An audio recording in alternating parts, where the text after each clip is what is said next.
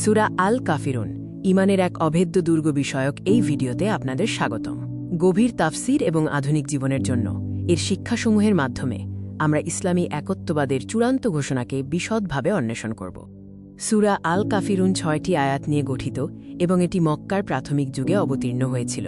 এটিকে কুরআনের ১/৪ হিসেবে গণ্য করা হয়, যা তাওহীদের ওপর এর গভীর গুরুত্বকেই তুলে ধরে। এই সূরাটি মূলত বারাআত বা সম্পর্কচ্ছেদের একটি ঘোষণা, যা শিরক থেকে পূর্ণাঙ্গ বিচ্ছেদেরই নামান্তর। ঐতিহাসিক প্রেক্ষাপটে এটি কুরাইশ নেতৃবৃন্দের প্রস্তাবিত ধর্মীয় সংমিশ্রণবাদকে প্রত্যাখ্যান করেছিল। কুরাইশরা যখন নিপীড়নের মাধ্যমে ইসলামকে দমিত করতে ব্যর্থ হল, তখন এই সূরাটি অবতীর্ণ হয়। এরপর তারা কূটনীতির আশ্রয় নেয় এবং একটি আপোষের প্রস্তাব পেশ করে, আর তা হল ১ বছর অন্তর একে অপরের উপাস্যদের উপাসনা করা। কুরাইশদের কাছে ধর্ম ছিল একটি আলোচনার যোগ্য সামাজিক প্রথা। পক্ষান্তরে ইসলামের দৃষ্টিতে ধর্ম হল সৃষ্টিকর্তার প্রতি এক পরম ও আপোষহীন আত্মসমর্পণ। এই সংকটের মূল নিহিত ছিল তাওহীদের দুটি প্রধান বিভাগের মধ্যে। কুরাইশরা আল্লাহর রুবুবিয়াত বা প্রভুত্বে বিশ্বাস রাখত, কিন্তু তার উলুহিয়াত বা একমাত্র উপাসনার অধিকারে তারা ব্যর্থ হয়েছিল। তারা লাত ও উজ্জার মতো সত্তাদের তাঁর সাথে অংশীদার সাব্যস্ত করেছিল। ইবনে তাইমিয়া জোর দিয়ে বলেছেন যে সূরা আল কাফিরুন হল তাওহীদ আল ইবাদাহ এর চূড়ান্ত মানদণ্ড। এটি আল্লাহ ছাড়া অন্য কোনো মাধ্যম বা প্রবৃত্তির উপাসনাকে প্রত্যাখ্যান করে। কুল বলো শব্দটি একটি ভাষাগত প্রতিরক্ষা। এটি নির্দেশ করে যে নবীকে এই কথাটি বলার নির্দেশ দেওয়া হয়েছিল, যা এর ঐশ্বরিক উৎসকে আরও সুদৃঢ় করে। সাইয়েদ কুতুব উল্লেখ করেছেন যে তীব্র চাপের মুখে এই নির্দেশটি নবীর দৃঢ় সংকল্পকে আরও বলীয়ান করেছিল। তাদেরকে আল কাফিরুন অবিশ্বাসী হিসেবে সম্বোধন করা ছিল তাদের ঔদ্ধত্য এবং সত্যগ্রহণে তাদের অস্বীকৃতির প্রতি একটি সুচিন্তিত ও আপোষহীন প্রত্যাখ্যান।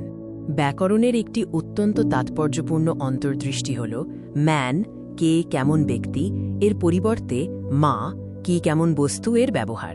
কুরাইশরা তাদের প্রতিমাগুলোকে চেতনাসম্পন্ন সত্তা হিসেবে গণ্য করত, যার ফলে ব্যাকরণগতভাবে সেখানে ম্যান এর ব্যবহারই প্রত্যাশিত ছিল। কিন্তু মা এর ব্যবহার তাদের প্রতিমাগুলোর সত্তাকে সম্পূর্ণরূপে নাকচ করে দেয়। এই অন্তর্দৃষ্টির মূল কথা হল মা কেবল উপাসনার বস্তুগুলোকেই প্রত্যাখ্যান করে না, বরং উপাসনার পদ্ধতি, অন্তঃসারশূন্য আচার অনুষ্ঠান এবং পূর্বপুরুষদের অন্ধ অনুকরণকেও বর্জন করে। ২ থেকে ৫ নম্বর আয়াতে দৃশ্যমান পুনরাবৃত্তির বিষয়টি শতাব্দীর পর শতাব্দী ধরে বিদ্বৎ সমাজে বিতর্কের বিষয় হয়ে আছে। তাফসির বিশারদগণ এ বিষয়ে ৪টি প্রধান দৃষ্টিভঙ্গি উপস্থাপন করেন। কালানুক্রমিক তত্ত্ব এটিকে বর্তমান ও ভবিষ্যৎ কর্মের মধ্যকার পার্থক্য হিসেবে বিবেচনা করে।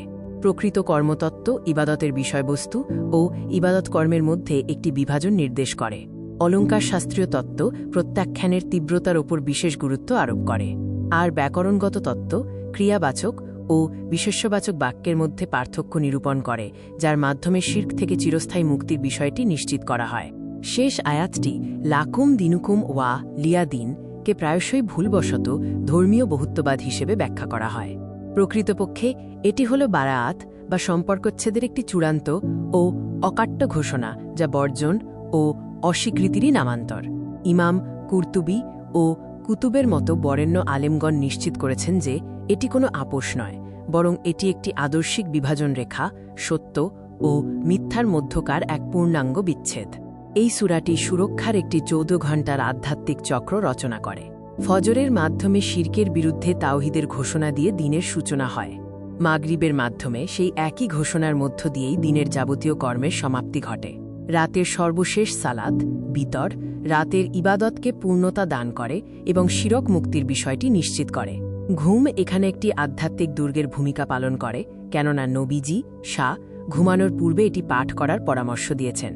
এই সূরাটি শারীরিক ও বস্তুগত সুরক্ষা প্রদান করে। সূরা আল ইখলাস, আল ফালাক এবং আন নাস এর সাথে এটি পাঠ করলে তা যাবতীয় ক্ষতি ও কুদৃষ্টির বিরুদ্ধে একটি ঢাল হিসেবে কাজ করে। ভ্রমণ ও সমৃদ্ধির ক্ষেত্রে এটি আমাদের স্মরণ করিয়ে দেয় যে বস্তুগত উপায় উপকরণের ওপর নির্ভর না করে, বরং একমাত্র আল্লাহর ওপরই পূর্ণ আস্থা স্থাপন করা উচিত। এর পাঠ কেবল তাঁর ওপরই নির্ভরতাকে সুদৃঢ় করে। কুরাইশরা ইবাদতকে একটি লেনদেন হিসেবে দেখত। ইসলামের প্রকৃত ইবাদত হল শর্তহীন দাসত্ব, যা 5টি স্তম্ভের ওপর প্রতিষ্ঠিত: নিরঙ্কুশ আনুগত্য, গভীর ভালোবাসা, অটল আস্থা, নিয়তের বিশুদ্ধতা এবং কোনো প্রকার দরকষাকষি ছাড়াই ঐশী শর্তাবলী মেনে নেওয়া। আধুনিক যুগ নতুন সব প্রতিমা উপস্থাপন করে যা লাত ও উজাজার মতো দৃশ্যমান মূর্তিপূজা থেকে সরে এসে শিরকের আধুনিক রূপ ধারণ করেছে। এর অন্তর্ভুক্ত হল অন্তর্নিহিত কুপ্রবৃত্তি, উগ্র ব্যক্তি স্বাতন্ত্র্যবাদ, সামাজিক চাপ এবং চরম বস্তুবাদ। সূরা আল কাফিরুন এই আধুনিক প্রতিমাগুলোকে চূর্ণ করার এবং স্বীয় ঈমান ও প্রত্যয় অটুট রাখার একটি সুনির্দিষ্ট রূপরেখা প্রদান করে। মুসলিম পরিচয়ের ক্ষেত্রে ভারসাম্য বজায় রাখার জন্য প্রয়োজন এমন এক নৈতিক সহাবস্থান যেখানে ধর্মতাত্ত্বিক মূল্যনীতিগুলোর অটলতা বা অনমনীয়তা অক্ষুণ্ণ থাকে। ধর্মতাত্ত্বিক বিষয়ে কোনো প্রকার আপোষ, যেমন শিরক সংশ্লিষ্ট আচার অনুষ্ঠানে অংশগ্রহণ, কঠোরভাবে নিষিদ্ধ। তবে সামাজিক সহাবস্থানকে উৎসাহিত করা হয়, যার অন্তর্ভুক্ত হল ভিন্ন ধর্মাবলম্বীদের সাথে শান্তিপূর্ণ সম্পর্ক বজায় রাখা, ব্যবসায়িক লেনদেন এবং ন্যায়বিচার প্রতিষ্ঠা করা। এই গবেষণার পদ্ধতিগত দৃঢ়তা শাস্ত্রীয় ভিত্তি, যেমন প্রাথমিক যুগের মুফাসসিরগণের আইনি নজিরসমূহ এবং আধুনিক সংশ্লেষের মধ্যে সেতুবন্ধন রচনা করে। এই সংশ্লেষ সূরাটির ধর্মতাত্ত্বিক শক্তি ও কালজয়ী প্রতিরক্ষাকে সমসাময়িক জীবনের জটিলতাসমূহের ক্ষেত্রে প্রয়োগ করে।